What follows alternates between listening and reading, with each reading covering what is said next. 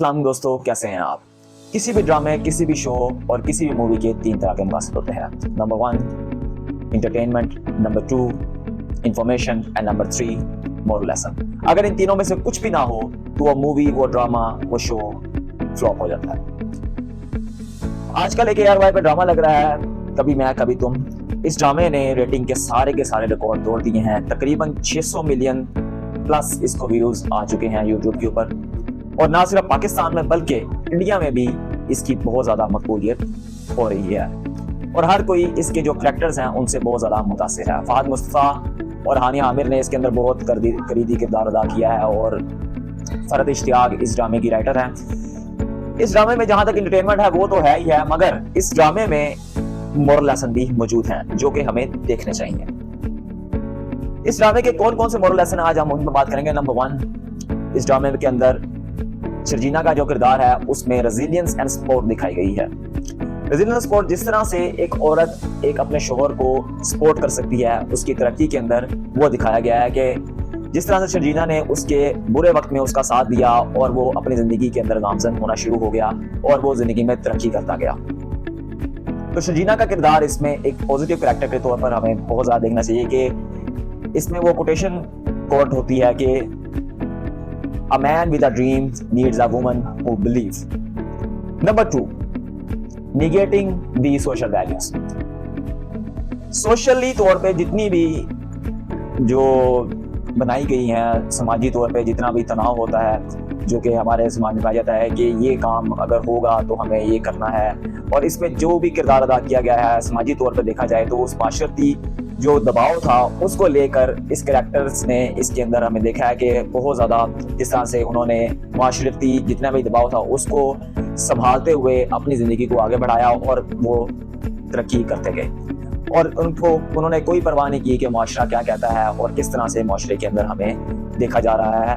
वो अपनी ज़िंदगी में बढ़ते गए और वो अल्टीमेटली तरक्की करते गए। शर्जीना का कैरेक्टर इसमें बहुत ज़्यादा अहम है कि किस तरह से एक मियाँ बीवी अपने बॉन्ड को जो है वो मुस्तहकम करके आगे चल सकते हैं। आया उनकी फैमिली उनको सपोर्ट कर रही है या नहीं कर रही।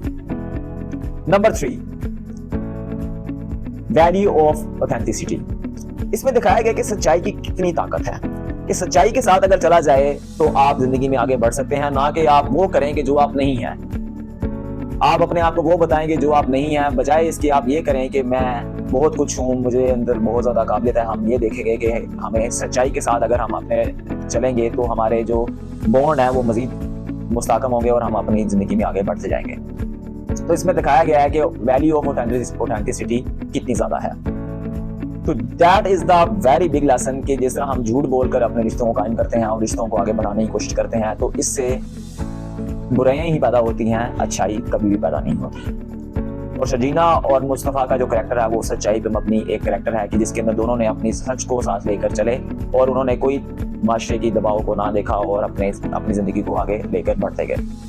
Number 4, woman empowerment and woman की जो जितनी भी यहाँ पे एम्पावरमेंट की बात की जाए तो शर्जीना का कैरेक्टर इसमें बहुत ज़्यादा अहम दिखाया गया है कि उसने MBA के टॉपर होते हुए अपनी ज़िंदगी को आगे बढ़ाया और वो तरक्की करती गई और उसने अपनी ज़िंदगी को लेकर आगे बढ़ी और उसने ये नहीं देखा कि मैं ज़िंदगी में मुश्किलात कितनी हैं, मुझे किस तरह से उसे सारी की सारी ज़िंदगी की मुश्किलात को पूरा सामना किया और वो तरक्की करती गई।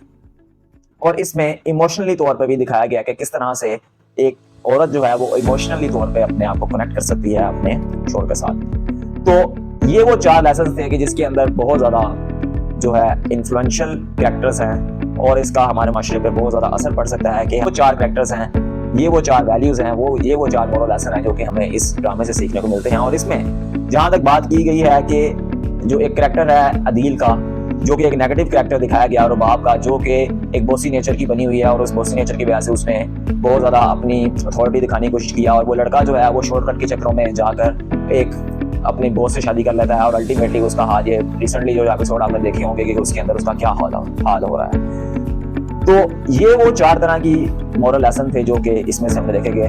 तो एंटरटेनमेंट तो है ही है मगर इसमें हमें मोरल लेसन भी देखने को मिल रहे हैं and that is a very big moral lessons जो कि हमें इस ड्रामा से सीखने को मिलते हैं। मैं कोई एक्सपर्ट नहीं हूँ, but these are the real thing that are happen in our society, जिसको हमें देखने की बहुत ज़्यादा ज़रूरत है। अल्लाह ताला को आसान पैदा करने की तौफीक अता फरमाए। अल्लाह हाफ़िज़।